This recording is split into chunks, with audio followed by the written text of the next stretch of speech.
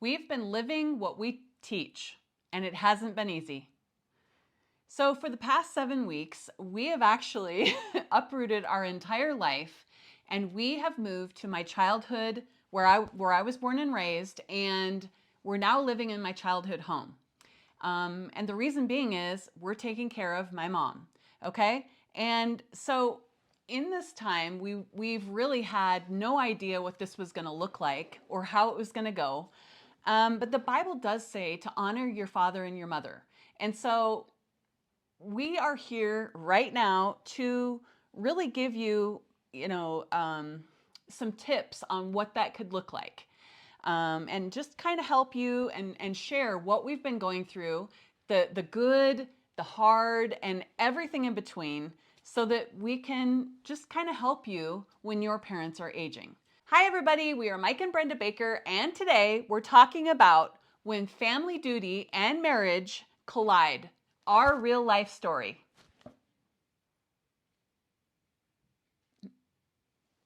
So, you might notice some differences, like we have a table because we were getting tired of editing so that I could not cough and drink. So, Yes. well, tea. Tea. Just my Yeah. tea. So, it was not our intention to move back here. And the idea of moving back was, let's be honest, repulsive to both of us. Yeah. And it's just because we have a lot of baggage here. But it comes down to honoring your mother and your father, and that's what we're talking about here. This isn't about obeying your mother and your father. Now, I'm going to be completely honest here. We're going to talk about it. Yeah, we're talking about it from the scriptural aspect, but I'm not going to quote a lot of scripture on this one because primarily honoring your mother and your father is within you. Okay, it's something God puts within you. You know it's in scripture. I don't need to show it to you. Okay, and I'm not saying that I'm throwing the Bible out here. I'm not at all. Okay, so our situation is that my dad died in 93, I believe it was. And my mom did not die. Anybody who's watched the videos knows up to this point, but if you're new, I'll give you some background. My mom walked away from us, quite honestly, about 7 years ago, 8 years ago. Just decided she didn't want anything to do with family anymore. So, well, primarily me. Us, yeah. So she walked away.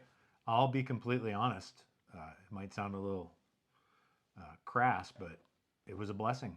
It was an absolute blessing because if we had had to take care of her and her mom at the same time, I don't know that it would have been possible.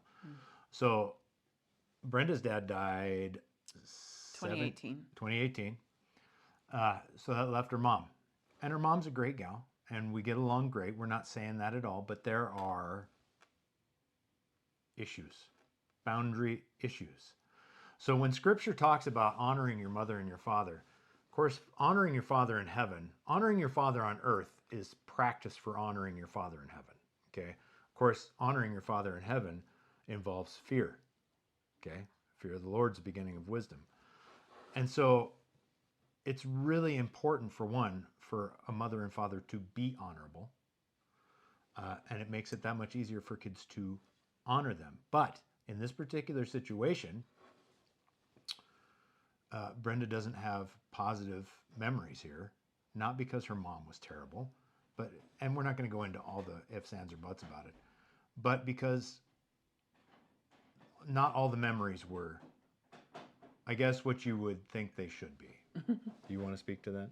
No, I'm just going to go right past that. The thing about this area is we've got a lot of haters here. So it was hard. And I'll be honest, God really had to work on me because I didn't want to come back. I didn't want to come back for any reason. I love my mom to death. But the idea of having to come back here, leave a property that we love, leave our animals, leave everything, our friends, it was a hard. It is hard, yes. See, this is the fact. These are the facts right here.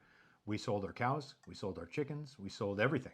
The house is currently for sale, for that matter, because it was important to us that her mom be cared for. She has quite honestly reached the point where she needs help. She can't live by herself anymore. And that's when it comes to hard decisions. Now, here's the deal. Some of you are already thinking, oh, I would never do that with my mom or my dad. They're too difficult. I'm not saying that your parents aren't difficult. I'm sure that at the time that it comes our turn to be taken care of, Ugh. there's going to be some difficult things there. The real question is, are you difficult? Are you bypassing? Are you choosing comfort and convenience over honor? Look, honor and integrity are huge. I mean, you guys all know I'm a tradesman, but I also run a book circle that is founded on honor and integrity. People desperately looking for honor and integrity in the world today. Honoring your mother and your father isn't just running an errand for them or picking something up at the store, thinking about them. It's about every day. It's about showing them that you appreciate the fact they even brought you into this world.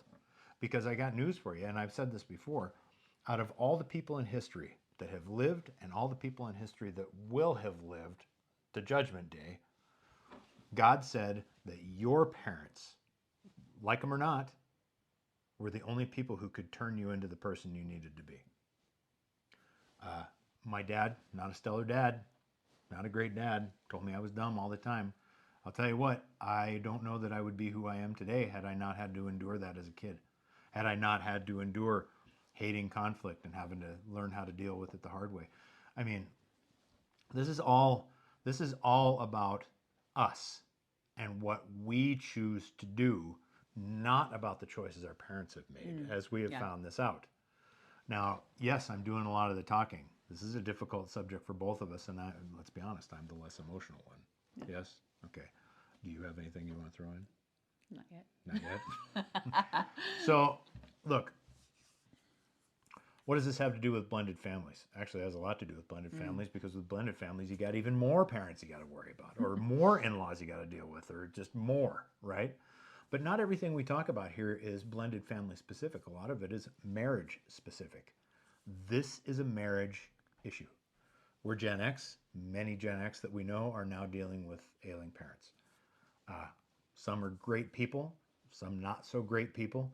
Where do you draw the line? And in culture now, unity is thought of as passé. It's like unity, whatever. Unity is what I'll give you when you give me what I want. That's not unity. That's tit for tat. Okay, that's you scratch my back, I'll scratch yours. All right, that is not selfless. That is selfish. Okay, and then you've got boundaries. Oh my God, have boundaries been overused? Yeah. Overused. Okay, so, but are boundaries something that you have to deal with? Yeah, I mean, we've had to set boundaries with her mom, right? Yep. But let's be honest, at the same time, this is her house. We are in the basement as we speak. Not of our house, of her house. And it might look the same to you, but it's not. And so, but we have tremendous work here to do, because there is 50 years of marriage of accumulation that you don't see that we are looking right at. But then there's also our stuff on top of that. It's vitally important to us that the one surviving parent, not that my mom is dead, but my mom is dead to us. Well, I can't speak for Brenda. She is dead to me by her choice. It was always our plan to, if at all humanly possible, never let them rot in a nursing home. Now, some of you might think that's harsh, but when I met Brenda, she was a nurse's aide in a nursing home, and I was the oxygen guy. We've seen nursing homes up close and personal. That is not the care we want. Now, let me say something. If you work in a nursing home, there are a lot of great people on staff. Yeah. A lot of great people on staff. But it is still a job. And I couldn't bear, I remember, and maybe Brenda remember, it was actually in the nursing home she worked in, I remember a couple who was separated by rooms. And occasionally, not very often it seemed, the wife or the husband was the wife was rolled in because he was really bedridden. The wife was rolled in to see him occasionally, and he would light right up. I was in there a couple of times when he did.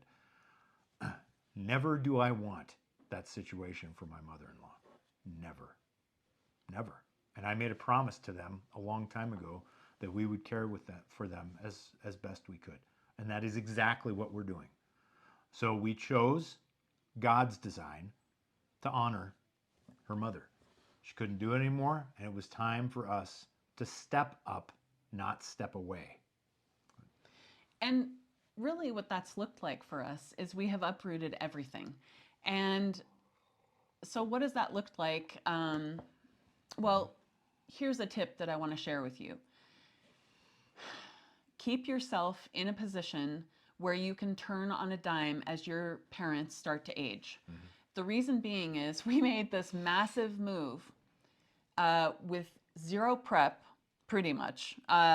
We made a decision, and then it was supposed to be right about now in November when we were going to be moving. We ended up having to push that up quite a ways. And so, some things happened, and we felt that we needed to be here sooner than later. Right. And so just make sure that you've got your financial cards in order, because when a parent needs you, if you live out of town, there could be a situation which would definitely cause you some financial issues if you were not prepared for emergencies. Now, my mom didn't necessarily have an emergency, but like Mike said, we ended up moving it up because of a lot of different things that kept happening. And so we took that as God telling us it's time to go. And I'm glad that we did now, because we've been able to have good roads. I mean, we live in the north. There are bad roads. We've had some bad roads moving, but not much. When God speaks, you got to listen. So here's the thing. For one, first and foremost, if you are unsure if you're Christian or not, you best get that right today. Yeah. Okay? Because the things that you think you hear are not going to be God if you don't have the Spirit. Okay? Yeah. Two, when God speaks to you, quit pushing it off. You want to know why your you want to know why your life isn't as wonderful as you wish it could be? Because you're not listening to God. Because He has things for you to do, and you're not doing them because you're afraid. I mean, you think there's no power in fear? Look at the insurance industry. The insurance industry, 110% based on fear. The what ifs. That's all fear is the what ifs. If you're going to put that kind of energy to something, put it to the what if it turned out great. So, but that all comes down to this, and she said something very key, the financial part. Luckily, we were in a position that with my trade, I can transition quickly. And I was able to. I was able to transition very quickly. I was even able to introduce 2 new streams of income that weren't, not a lot. I don't want to make it sound like we're independently wealthy. We are not. Okay? Yes. 2 new streams of income that were not a thing before we moved. Okay? So why do I say that? Because when you pivot, pivoting isn't only on what you have existingly. Pivoting means that you not only pivot on what you have, but you create as you go. You got to make choices. You all know that at some point you had to choose between insurance and the food. You know that at one point you had to choose between gas and who knows what else. Okay? And so here we are, Gen X, we're at a point, and we're not the only Gen X. Now, do we have a plan for retirement? Yes, we have a plan. But does that plan involve a 401k or an IRA? No. No, because I had responsibilities. Now, I don't make that as an excuse. What I'm saying is she's saying you have to be responsible and think about those things, because here we are in a position, it was by God's grace alone that we were able to make the transition, not because I'm the smartest guy on the planet. It was by God's grace alone that those other 2 sources of income came available. Not because I'm the smartest guy on the planet. Okay? But our financial house was in order. Yes. So the point is all of our bills were paid, and although we have debt, it's getting paid. You don't know what it involves. You just don't. Because now I have a house for sale, but I'm paying bills there and I'm paying bills here. And had it not been for those additional pieces, God's grace, I don't know where we would have been. So remember, you got to learn as you go through this, and you got to plan ahead. I didn't mean to cut you off quite so much. Go ahead. Doesn't matter. Go ahead. I don't. Okay, so the other part of this is you got to be willing. If you go, did we go begrudgingly a little bit? I'm not going to sit here and lie. Well, Did at we? first. But I mean, we didn't want to come, but we both knew when we both looked at each other and said, we got to go back. Like it or not, we literally started packing the next day. Yep. We didn't ruminate on it. It's my big word for the day, ruminate. We didn't ruminate on it. We didn't drag it out. Like she said, we originally had a move date that was much further in the future, but we got about 2 days into the discussion after we decided, and we were like, we just got to rip the Band-Aid off on this thing. So as you're doing this, I would really encourage you to watch some things too. I know there's a number of you that are looking at the possibility or are already in it, right? Or have dealt with it. And start making mental notes or even write it down. What about this do I hate so much that I do not want to visit this upon my own children? I don't want. What do you mean I don't. specifically? I'm getting there. I don't want this to be a hard choice for our sons. I want us to be in a position where, one, downsize as you get older. No joke. Don't keep all the crap that Aunt June gave you and Uncle Henry gave you. Downsize. If it's really that sentimental to you, get a picture of it, frame it. Pictures take up a lot more space than the item. A lot Yes? less, you mean? Or a lot less space. Yes. Agreed? Yeah. Okay. But sell it, because at that point, you're going to need the money and your kids don't need to move it. Okay. So start to downsize. There's a guy that we went to church with. I can't tell you how much I appreciate this guy. He had a farm, and he and his wife sold the farm because they were getting too old to run the farm, and they bought a house. In town, right? In town. House in town. And then she died. And shortly after she died, he sold that house and bought a smaller house.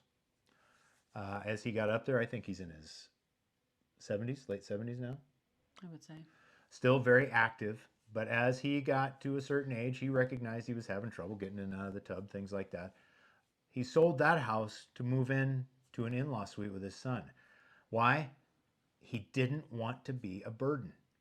But because he loved his kids so much, he knew that he had to become less so that they could become more. Right? He wanted to spend time with his kids, and his kids love him. We've talked to his sons.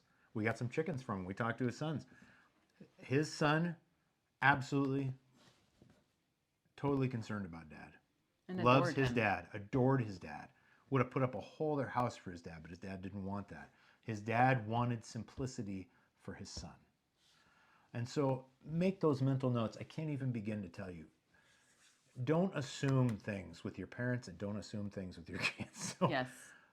let's talk for a minute about boundaries. One boundary, for instance, is communication. Communication is so easily stepped over. Do you want to speak on this one? I will. Yes. So, my mom's a wonderful woman. She really is. She's been through a lot in her Absolutely. life, but she's not the best communicator. And part of that is she just assumes that you know what she's talking about. And the other part is that she just doesn't think about it. And so we had a situation yesterday where something happened, and it wasn't a huge deal, but it was something that I recognized that I needed to take care of. Now, some other things came up, whatever, so it hasn't been handled yet, but it will be because it does need to be talked about. Now, when I'm talking, what was the thing that what did you just say? Because I've gone Well, I'm off. talking about boundaries. And Boundaries, okay. Communication's huge. Okay, but one of the boundaries that I really started realizing that I was going to have to really be careful about was protecting Mike from my mom. Now, not to say she's ever going to say anything negative to him. She adores Mike, okay? Yes. But it is my job as her daughter or her kid to let her know when there are things that Mike is frustrated about. Not by saying, hey, Mike's really upset about this. I'm not talking about that. But if I hear him say something, it's my job to go to her and say, hey, Mom, what do you think about this? Could we do this? Not in a negative way, not in a accusatory way or anything like that, but to make the household comfortable for him. Because remember, this is my childhood home. I know what I can do and not do here. I know what I don't have any boundaries as far as, my mom, free reign. She's a free reign kind of gal. But Mike may not be comfortable with that, okay? And so it is my job to make sure that he is comfortable here. And if my mom is doing something annoying, it is my job to talk to her. Not, again, like I said, not that Mike said this or Mike's frustrated with this, but hey, mom, this kind of upset me when you did this. In the future, could you do this? And those conversations have gone really well, really well. Okay. And so, but it's my job to make sure that he feels comfortable, that he's not just shelling out a bunch of money on all of my mom's whims. Again, not that my mom would have those, but if she was that kind of a person, I would protect that like crazy. And so I am very protective of Mike, and I've realized that a lot of people in our situation, that's one of the things that they don't do. Because I've had conversations with other people who did care for an in-law, and or a parent, and they didn't. Several of them have made the comment that they didn't do that very well, where they took the heat to be sure that their spouse was feeling comfortable. Now, not everybody has to live with their parents, or in-law, as it is Mike's case, but it was very important to me to make sure that I was, talking to my mom anytime something came up right away. Because in our future, in our past, my mom and I, that was an issue. I would just get mad and I wouldn't talk to her and whatever. So I was a teenager well, I guess I was early 20s the last time I lived here, but it didn't go well.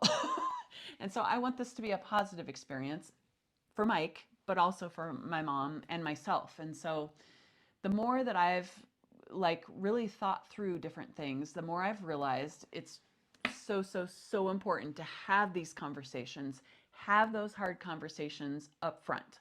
Now, when it comes to maybe you're going to have to care for a step parent, that can be dicey, I'm sure. Mm-hmm. And I would highly suggest that you use these things with that situation as well.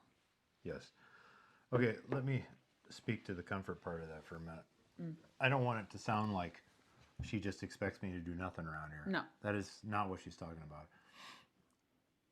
For her and her mom, they've lived this space and this life to a degree before. I am the outsider.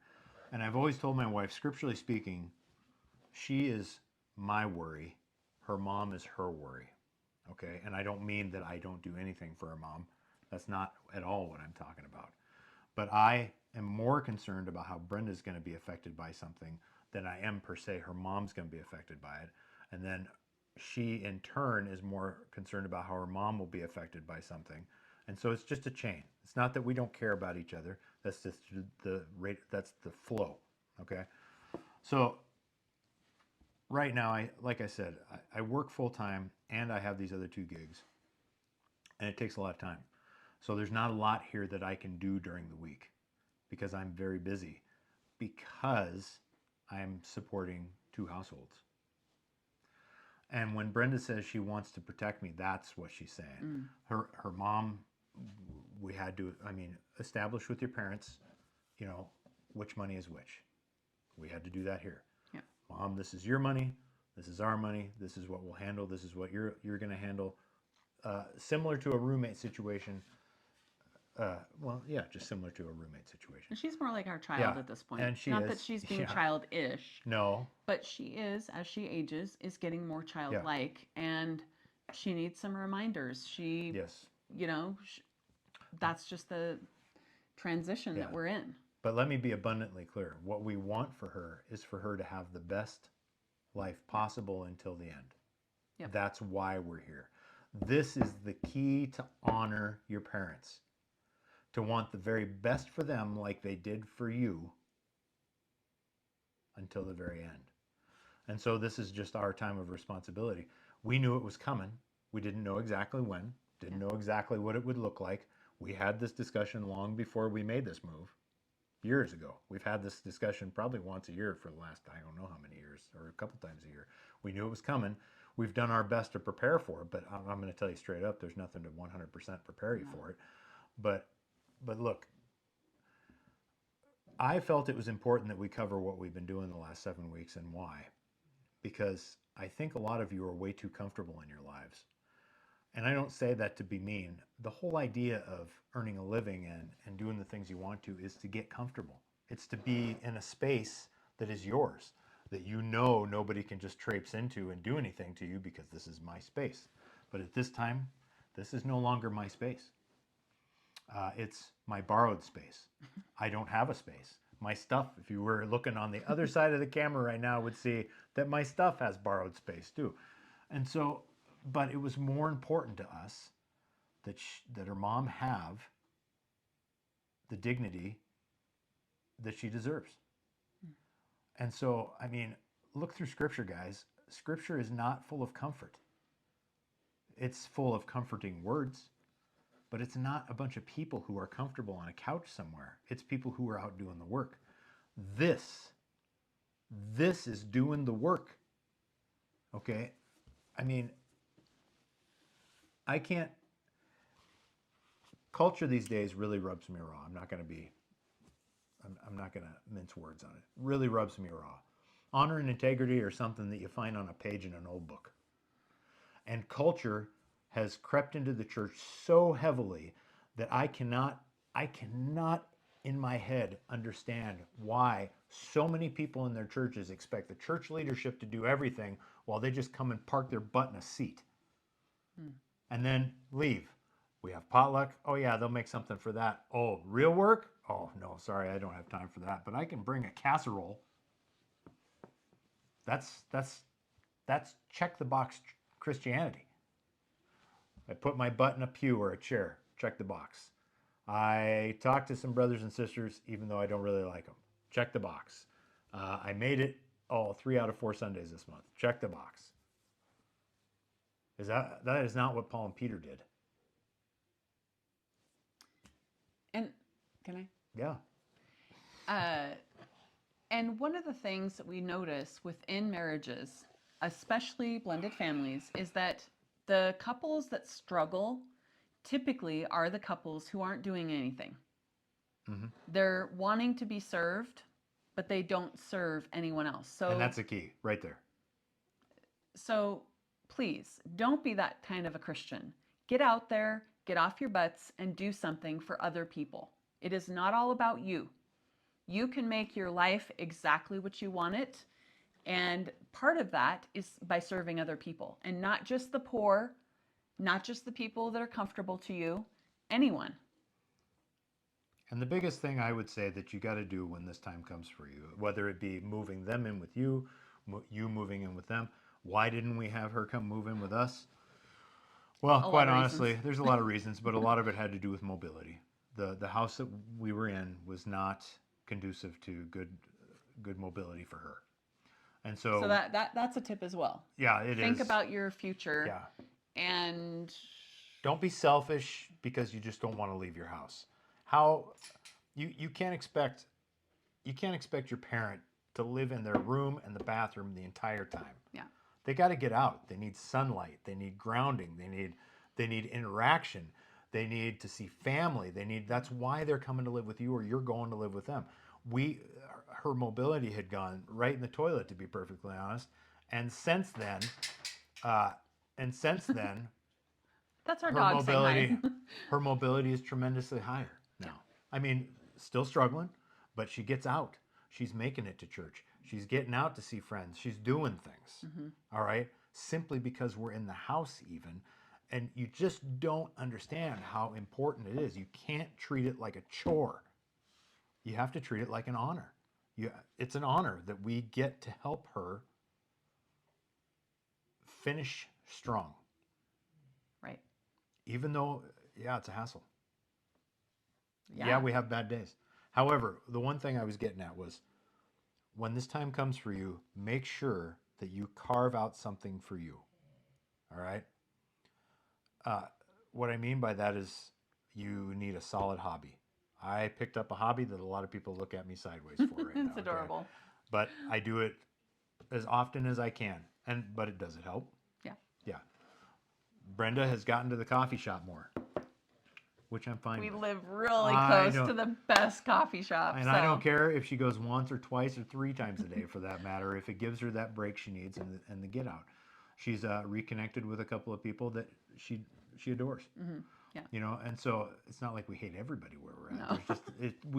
There's a lot of baggage. Your know? hometown, it's hot. It's hard. You know, it's what's the saying? A prophet's honored in everywhere but his hometown or her hometown.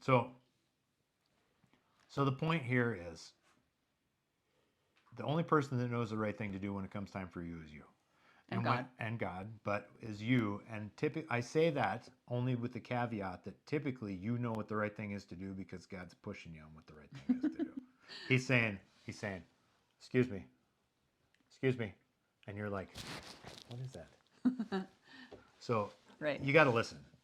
I mean, you just have to listen. I don't know. I don't know how else to say it. I mean, it's stressful. It can be, yes. Yeah. I mean, it's been every weekend, and you know, and so we're a month and a half into this, and I still don't have a solid routine. and I don't live by routine per se, but there are certain things I need a routine on. Yeah. You know, and so just be aware. It's you're gonna have some thoughts about your folks that maybe you ought not to have, and it's okay. Forgive yourself. Move on. You know, set the example for your kids. Don't treat your parents poorly and then wonder why your kids treat you poorly. Yeah. Lead by example. Do the hard things. I mean, if indeed you're truly a Christian, act like one. Do the things Christians do. Forgive. Move forward. That doesn't mean get beat up. It means move forward and be who you need to be. And then finally, I really want to talk about marriage unity because just like a roommate situation, how do the marriage things happen with a parent in the house or two parents, right? That can be challenging. And we're still figuring that whole dynamic out because obviously you're not used to living with your parent. When you did live with your parent, it was not something you did, right? So anyways, you just really have to be open with your spouse and create that unity. Come together. You know, we still have our morning chats that we always have had.